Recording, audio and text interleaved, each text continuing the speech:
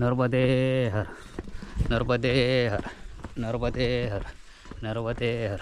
हे बघा, आता आपण आहे ना शुल्पानी झाडी सातपुडा पर्वत या ठिकाणी आहे.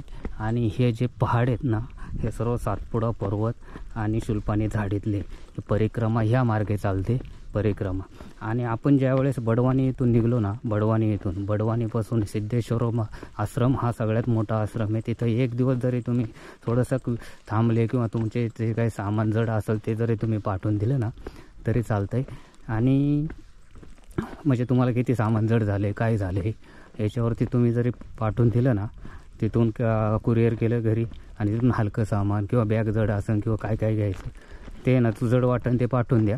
आणि जे सामान तुम्हाला घ्यायचं असेल ना ते सामान आहे ना तुम्ही फक्त आहे ना ह्या याच्यामध्ये काय घ्या, एक जर्किंग घ्या आणि एखादी स्लिपिंग छोटी बॅग असेल तर स्लिपिंग बॅग घ्या, नाहीतर एखादी ब्लॅकेट घ्या, कान टोपी आणि जर्किंग. आणि जी चप्पल पाहिजे ना ती चप्पल आहे ना तुम्हाला बूट नाहीतर चांगली चप्पल पाहिजे, कारण ही झाडी चढायची शुल्पानी झाडी आणि डोंगर मोठमोठे आहेत, ते डोंगर चढायचे आहेत तुम्हाला. त्याच्यामुळे चप्पल तुटली नाही पाहिजे आणि चप्पल तुम्हाला खाली लागली नाही पाहिजे, चावली नाही पाहिजे किंवा काय नाही. अशी चप्पल तुम्ही बडवानीपर्यंत तुमच्या लक्षात येणार आहे. तिथून पुढं तुम्हाला काय ते लक्षात येणार आहे बडवानीपर्यंत. पण सामान जास्त घेऊ नका, कारण चढ आणि हे लय कठीण चढाई आहे. चढ एवढे मोठमोठे चढ आहेत, ते सर्व कठीण चढ आहेत. ते त्यानंतर तुम्ही 8 तारखेला किंवा 10 कंप्लीट तुम्हाला सांगतो 10 दिवस लागतात. आणि जास्त चालू नका. जास्त का चालू नका, कारण हा चढ आहे, दम लागतो, हे होतं. दमल्यामुळं आहे ना माणूस थोडासा वीक होतो आणि हे झालं नाही पाहिजे. तर तुम्ही काय करा, तर एक सांगतो तुम्हाला मी, थोडं सामान कॅरी करताना जे कॅरी असेल सामान कॅरियर असं कॅरी करताना थोडंसं व्यवस्थित कॅरी करा. कॅरी म्हणजे कसं, हलके असेल तर तुम्ही कॅरी करू शकता. कोणतेही वस्तू असेल किंवा काय असेल तुम्ही व्यवस्थित कॅरी करा. म्हणजे एक तुम्हाला एक असं दिसेल का तुम्ही परिक्रमा ही करू शकता. कारण जर जड सामान असेल, तुम्हाला चालायला चप्पल तकलीफ असेल तर तुम्ही परिक्रमाला तुम्हाला म्हणजे थोडंसं हे येणार. पण आणि एक ज्यावेळेस तुम्ही निघणार त्यावेळेस असे अन्नक्षेत्र आहेत, चांगले अन्नक्षेत्र आहेत. आणि बडवानी याच्या भाबरीवरून चढताना एवढी जबरदस्त चढाई आहे. ती चढाई 2-2.5 किलोमीटरची चढाई आहे. ती चढाई जबरदस्त चढाई आहे. त्याच्यानंतर तुम्हाला मातेसर लागतं. मातेसरची सुद्धा लय जबरदस्त चढाई आहे. ती पण चढाई एवढी जबरदस्त चढाई आहे. तर तुम्हाला 1, 2, 3 म्हणजे एक काय लागेल, एक मातेसरची चढाई आणि याची. आणि एवढे मोठमोठे डोंगर आहेत, सातपुडा पर्वत आहे, त्या पर्वतातून ही चालते हे शुल्पानीची जंगल, मोठमोठे झाडी, जंगलातून आपली परिक्रमा चालते. आणि जी परिक्रमा चालते तर आपण कोणतेही सामान विसरू नका. एकतर आपल्याला घ्यायला परत मध्ये आहे ना काही भेटणार नाही आहे. सामान विसरायचं नाही. सामान ज्यावेळेस आपण एखादं ठेवू ना, किंवा कोणतेही असो तुमचं, एक अंगावरचे कपडे असो, टॉवेल वगैरे, म्हणजे काही पण तुमचे जे सामानचे महत्त्वाचं आहे VIP सामान ते विसरू नका. ते एकतर कशाला तरी आपण बांधून लक्षात ठेवून आहे ना, कमंडोल असेल, दंड हा सगळ्यात महत्त्वाचा आहे.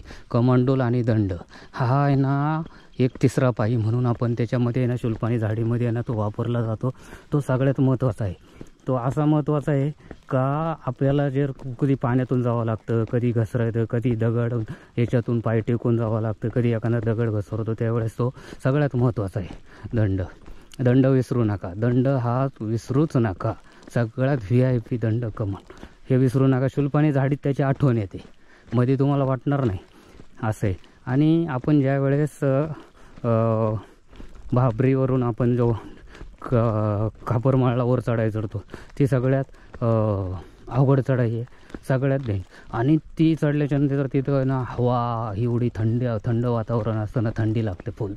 आणि त्याच्यानंतर तुम्हाला सांगतो एक आपल्याला सांगायचं मातेसर एक आपल्याला आहे ना एक 12 किलोमीटरची चढाई आहे. ती महाराष्ट्रामधून आहे ना, महाराष्ट्राच्यात पुढं अर्धा किलोमीटरला बॉर्डर आहे, बॉर्डरपासून लागते ती चढाई बॉर्डरपासून लागते. तुम्हाला सांगतो ती एकदा चढाई चढली ते आपली परिक्रमा तिकडून चालते. ती वर चढल्यानंतर नित्यानंद आश्रम आहे. तिथं आपण समजा रात्रीची व्यवस्था आहे. रात्रीची कधी कधी तिथं पण फुल हे असते, गर्दी होते. आणि एक असं आहे, गर्दी होत असल्यामुळं लोक लवकर उठून चालतात. पण तुम्ही काय करा, लवकर उठून चालू नका. जंगली प्राणी हे ते कधी गॅरंटी नसते रात्रीची. आता हे परिक्रमावासी बोलतात हा चला चला, पण काय गॅरंटी नसते जंगली प्राण्यांची. ते काय झालं. आणि पाणी हे दमात पिऊ नका, दमात अजिबात पिऊ नका पाणी. दम लागणे थोडा वेळ थांबा. कसं होतं, एक आपले जे बाबरीला चढतं ना, तिथे एक परिक्रमावासी नाशिकचा आहे ना, तो त्यांचा आकस्मिक मृत्यू झाला. चढता झाला, वर चढता. म्हणजे हेच कारण आहे का दमामध्ये पाणी किंवा वर चढताना आपल्याला. आणि त्याच्या बाजूने पण एक रोड आहे. म्हणजे आपल्याला जो रोड कोणता वापरायचा तो वापरू शकता त्यावेळेस. पण तुमच्या त्यावेळेस तो निर्णय चांगला योग्य घ्या. योग्य निर्णय घेतल्याच्यानंतर काही अडचण येणार नाही. आणि आपण याला आलो, माथेसरला वर चढून आलो. नित्यानंद आश्रम तिथून पुढं 7 किलोमीटर परत चढाई आहे. ती आपल्याला 10-17 म्हणजे 20 किलोमीटर आपल्याला पूर्ण सातपुडा पर्वत चढायचा. तो पर्वत एवढा डेंजर आहे शुलपाणी झाडीतला. तो चढून आल्याच्यानंतर तिथं आपल्याला बालभोग किंवा हे, आणि एकदा ते बालभोग घेतलं का आपल्याला तिथून पुढं 11 किलोमीटर घोरा कॉलनी, खाली उतारे, पूर्ण उतारे. तिथं आपण आरती घेऊ शकता. एक आरती असते मैयाची. त्याच्यानंतर शुलपाणी मंदिर आहे 1 किलोमीटर अंतरावरती, हे घेऊ शकता तुम्ही. आणि हा पूर्ण उतार आहे. आता मी उतरतच चाललो. नर्मदे हर.